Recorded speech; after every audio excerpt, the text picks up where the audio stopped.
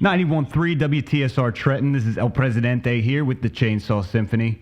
We have a true heavy metal legend on the line right now. You know, sometimes I say that and I don't mean it, but I mean it now.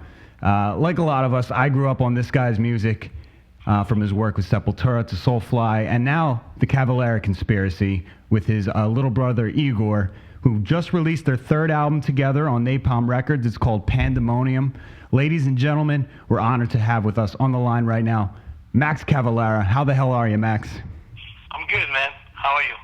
I'm doing great, dude. I'm a little nervous because, like I said, I grew up on your stuff. I mean, I don't have many clear memories of my childhood, but I do remember the first time my best friend, Scotty, pulled me aside and played Roots for me.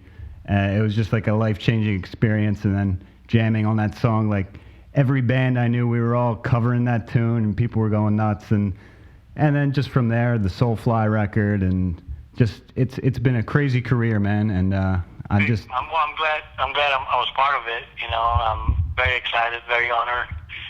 Been doing this for a long time, 30 years. Still at it, going stronger than ever. Yeah, man, you're a workaholic. I got to ask you, how's your health? Because I worry about you, because you're just nonstop, man. You had the Killer Be Killed album, you had the Soulfly record a year and a half ago. Now you got this album, you're going to tour, I imagine. How's your health doing? Well, good. I'm a workaholic. I like to stay busy. I like to keep busy and stay active. And, for me, I love having all these different outlets of music. I have Killer Be Killed, Soulfly, Cavalera, they keep me in shape and they keep me really focused. And I have to really stretch my imagination to make sure they don't sound like each other. They gotta sound different from each other. And but yeah, I'm good, man. I'm very very glad to be alive and writing and busy and doing what I'm supposed to do. Bring the music to my fans and share the metal with everybody, which is what I'm here for. Well, we certainly appreciate it. And let's talk about the new record real quick, Pandemonium. I love it. I'm not just saying that, man. It is so brutally heavy. And the vocals, you kind of go in and out of this kind of Napalm Death-ish, like the effect on the vocals reminds me of that at times.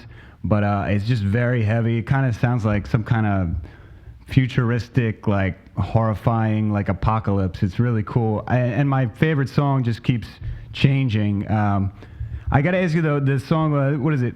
Cramunheo? Cromunheo. What does that mean exactly?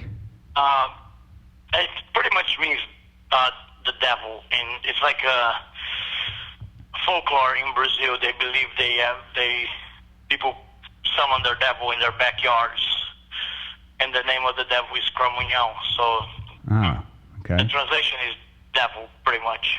All right. Is that a dog barking in the beginning of that song? What is that? Yeah, it's because a lot of people believe that the devil will come out in their animals, in form of a goat or a dog. So we thought about it'd be cool to have a dog bark in the beginning of the song, so it can really fit in with the folklore of the song. Beautiful. Yeah, I wasn't sure if that was an actual dog or an effect. Is that your dog? We actually recorded the dog from the backyard of the guy where we did the studio. Oh, okay. Do you have a real bark? Nice. So it's authentic. Do you have any pets? Do you have a dog or a cat or anything? Yeah, I used to have a goat, Bacchus. Mm-hmm. But unfortunately he died. And now we have 3 dogs. They're like small. Okay. Forgot the name. So they're glorious dogs then, I guess, right? No big dogs. They're all tiny dogs, and we have a turkey in our front yard. Okay. Are you an animal lover? Are you like pets and things like that? Yeah, man, I love the dogs. They're cool as shit. They sit down with me and watch TV, and sometimes when I'm writing songs, they sit near me and check out the riffs. Yeah. That's so cool. if they're hanging around, I think they like the riffs, and so I keep going. Nice. Gets their stamp of approval, then you know you're doing something right. Yeah. Cool, man. Well, yeah, the new album is awesome, and I got to tell you, like Mark Rizzo, your guitar player, I think he's the greatest guitar player in metal. Like him and John Five, are just, they have the technical chops, but they also have some actual feeling and soul in their playing. So this guy is just amazing. He's pretty amazing, man. You know, I even sometimes, you know, stop and watch him, and surprised me even now, even after 10 years that I play with the guy, I still sometimes just go blown away by how good he is, you know, and how committed he is, because he's like, every night on tour, he practiced for like 3 hours before the show, just him and his guitar. And wow. You gotta love that commitment. I don't have that commitment. I don't touch my guitar until like 5 seconds before I have to go on. Yeah. You know, so I don't have that commitment with my guitar, but I like to see that he has that with his, and he's a great player, man. You know, very, very dedicated. But like you say, he can play technical, shredding, but also soulful. You know, you can feel that his soul is in it. You know, and a lot of stuff that he put in. And this album, I gave him a lot of openers that he can just solo right from the song, like Cramunhão and Insurrection. It was like right from the beginning, like just go out, man. Just do whatever you want, man. Just go crazy on that guitar. He's like, really? I can solo on this whole front part? Like, yep. Go ahead. Yeah. You know, go ahead. You got my permission. You can solo on the whole beginning. I'm not singing on that yet. So he went kind of crazy on it. He loved it. Yeah, I think it totally makes it a stronger record. I mean, this guy, he is amazing. And you also got Nate Newton from Converge on bass. Yeah. He's an amazing bass player. How did you come across him? Did somebody recommend him, or were you a big Converge fan? I'm a big Converge fan, me and Igor, and we have this bass problem in Cavalera. We every record had a different bass player. First one we had Joe from Gojira. Second one we had Johnny Chow, which we thought was going to join the band, but he ended up joining Stone Sour. And now we have Nate, you know, so that was my suggestion. I told Igor we should get Nate. I love Converge. Yeah. I think he'll be perfect for this album. You know, he's got the distorted bass, and he'll be perfect for this kind of record. I don't think anybody else. I don't see anybody else doing this record with us but Nate, you know, so yeah. I'm glad we did it with him because he was such a nice guy and he did a great job. I'm glad too. And I understand that you guys are planning a tour around January, and is Nate going to be a part of that? We hope so. You know, he's been talking to Gloria and been kind of giving hints that he's going to be able to do it. But it looks like it's February now. The U.S. tour is it's going to be around February. So okay. We're going to try to do a big package tour. We'll have 4 killer bands. Nice. Like we did back in the days, you know, Sepultura, Sacred Reich, Napalm Death, Sick of It All. Those great packages that you got 4 full killer bands in one night. Yeah. That's what we're going to try to do. You know, we're going to try to maybe Converge can be even part of it. You know? Oh, my God. That would be super cool. You're getting me excited right now. That's crazy. Also, a lot of people are digging the Killer Be Killed record, where you got guys from Mastodon and Dillinger Escape Plan, Mars Volta. A lot of people are really high on that record and want to know if you're going to ever do some shows with those guys. I know it's got to be almost impossible to sync up everybody's schedule since they're all in very busy bands. But is there any developments in that endeavor there? Yeah, we're going to try. You know, we got a whole year, you know, so eventually at some point in the year, I think we're going to get together and do a U.S. tour and do a European tour. I think it's worth it to do at least one run in the U.S., you know, play a bunch of House of Blues and a couple of nice venues, you know, kind of cool.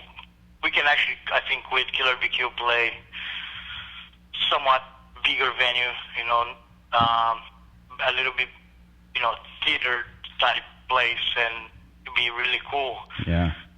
Depending on everybody's schedule, but I think we can pull it off. You know, I really hope we can. I think it's going to be really great. I do too.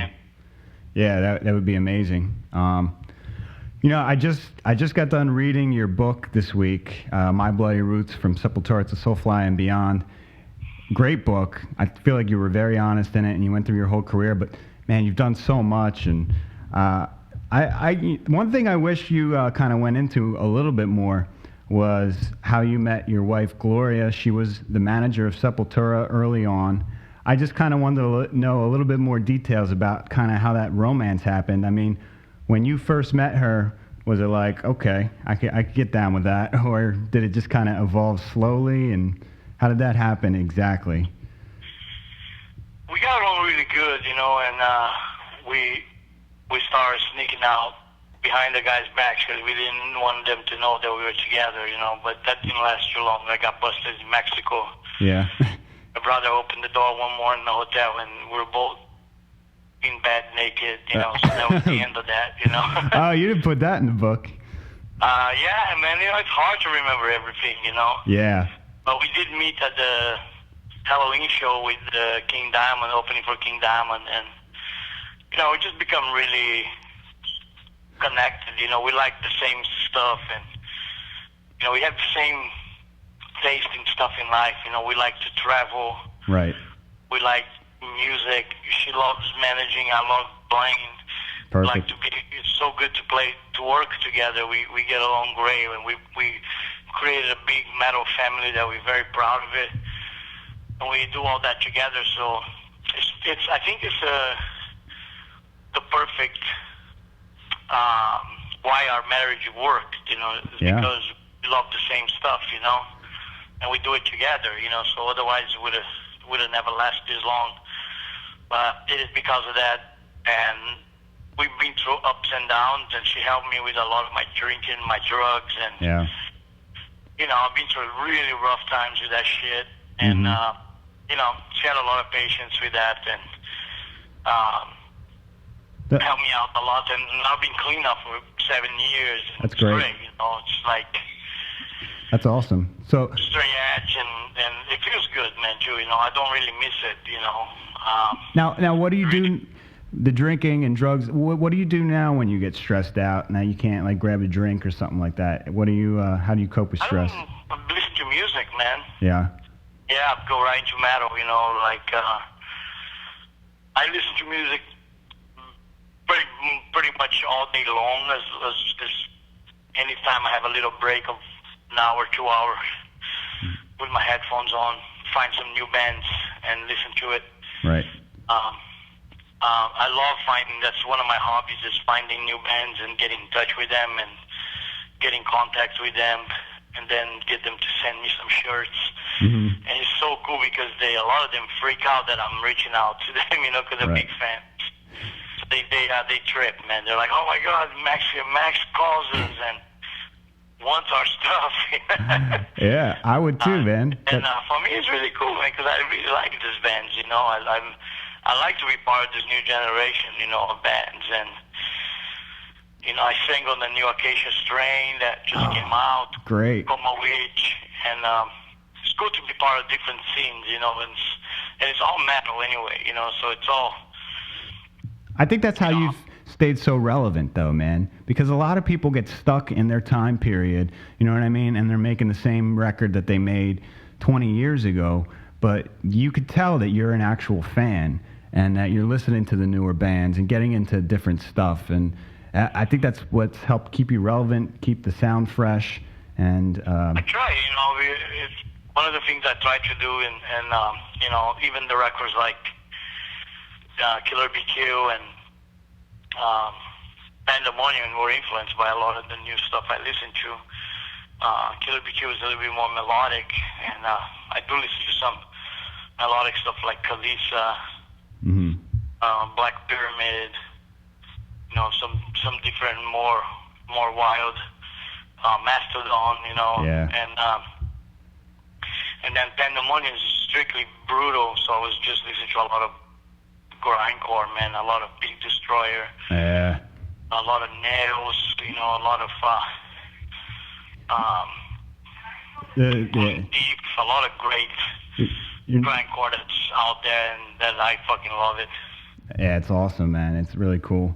The Cavalera conspiracy, though, like I was when I was reading Bloody Roots, I'm thinking, did you ever think of calling the Cavalera conspiracy the Dirty Yellowheads, like your friend's dad used to call you guys when you were little? Yeah, that would have been cool too. I love that name. I thought that was hilarious. I never thought of that, but that's cool. And maybe you can name an album that in the future. I don't know. Yeah. Dirty yellow head. I thought that was hilarious. Dave Grohl wrote the foreword to your book. I was just curious, have you checked out his new show on HBO yet? Sonic Highways? I watched I watched one episode. I think it was about Chicago, I thought. Yeah. Or Washington. Had the Bad Brains on. I think it was Washington. Yeah, that was the DC one. Yeah, I think it's really cool, man. He's a great guy. I think it's cool what he does for music, for metal. Mm-hmm. He's a very famous artist, and when I reached out for him to do the intro of the book, he didn't hesitate. He was so proud. Yeah. He replied right away to the writer, Joe MacGyver, like, I love to do it. Max is one of my heroes, and I'll do this in a heartbeat, so it was very nice, man. I wasn't expecting that. Yeah. I was expecting, like, I'm too busy, find somebody else to do it. Right. I'm a big star now, Yeah. He's none of that, man. He did a thing with a very, very honor, and I love the story, the speakers blowing story. Yeah. I couldn't ask for a better story, it's so cool. Well, you could tell he's like... We did the Probot together, and he's a big fan, and he's a great guy. I love, every time I see him, it's really good vibes with that guy. That's what I was going to say. He seems like he's still a big fan like you know what I mean? Despite the success, you're still a fan of the music at heart. Just a bit more popular, like he meets the president these days and Paul McCartney, I'm still hanging around with top clubs and, my sweaty fans, but... That's great, man. That's where I want to be anyway, Yeah, you're a metalhead, man. That's where metalheads are supposed to be. We're not supposed to be mainstream. And that's my fate. Yeah, exactly. But you say in your book that you like that. You like being the outcast a little bit. I do. I think the essence of a real metal person is in those places, and it's what we do this for. I don't do this for Grammys, for cover of Rolling Stone, gold records, and those things. Some of those things happened in the past. Mm-hmm. I almost treat it like it was an accident. I have a gold album that's a fucking accident. Yeah. It was not even supposed to happen, but but I don't do music for that. I never my goals were never like for that. But more for hear the guy that come to the show and say, your music changed my life. For me, that's money right there, man. Oh yeah. That's what I do it for. When I hear that, it's what gives me all the feelings of doing more, that want to keep doing, that never give up type of feeling. It's from here, real stuff from real people. So I'm a metal warrior like that. I love that, and it's what I'm here for, and I'm proud to be connected to the metal world, be connected with a lot of new bands, and do what I do. I want to keep doing for a long ass time. Mm-hmm. And man, it's great. It's the life of a metalhead, and I love it. That's awesome, man. I have a couple more questions before I let you go. If you could really quick just comment on the passing of Wayne Static. I mean, that guy was a huge figure in metal, and I was a big fan of Static X. And your bass player in Soulfly, Tony Campos, played in Static X for a number of years. How are you feeling right now about this whole thing? I mean, anything you'd like to say? It's sad, I never met Wayne. I have stories. I heard stories through Tony, and they had they were a really cool band when they were together, and it's sad. Whenever somebody passed, like when I heard Dio pass it, when I heard Paul Gray passed, when I heard Jeff Hanneman pass. Right. It affects us all because we're all in this together, and nobody is immortal. We're all our time is gonna come somehow, Right. But unfortunately for some of these guys, it came early like that. He was only 48, man. I'm 45, Yeah, he's young, man. That's too young. It's sad, sad for the family. Sad for metal in general, so. Yeah. Do you think about how you're going to go out a lot? No, I try not to, because you get like depressed, and I don't want to get like that. I try to kind of like stay in the moment, live for now. Mm-hmm. I don't even live too much from the past. I have all these cool records, but I don't even listen to them that much. I know they're there. I'm proud I made them, and yeah, you should listen to a few of them sometime. They're good. Yeah, but I live for the moment and for the future. I just want to stay busy and do stuff. That's what I'm here for. Yeah, you have to. All right, one last question. I'm going to be trying to conceive soon with my wife, and I'm hoping to have a son that I could turn into a drummer and start a band. So are there any candomblé rituals or anything where might increase the odds of me having a son? Man, I don't know. You don't have a son yet? No, I don't have any kids. We're going to try to have our first kid. So I'm just wondering if you know of any. I read in your book about the candomblé rituals and everything, and I'm just wondering if there's any magic that I could throw into the mix. That's Brazilian magic, man. I don't know. You got to go to Brazil to do that. Yeah, probably wouldn't work for a gringo, right? All right, man. Well, I kept you on the line for long enough, and I appreciate you talking with us so much. I hope we could talk to you again, because I just have pages and pages of questions for you. Check out the Cavalera Conspiracy record. It's out now. It's called Pandemonium. It's on Napalm Records. It really kills. I was a huge fan of the first Cavalera Conspiracy album. I saw you guys in Philly touring on that. It was one of my favorite shows ever, and I can't wait to see you guys tour on this one. I'd like to play something from the new album. Is there a track you'd like to pick right now? I love Scum, man. It's one of my favorites. I'd have to agree. So Scum it is. It's new from the Cavalera Conspiracy. Max, thank you so much for taking the time to talk with us today. All right, brother. Take care, right? You too.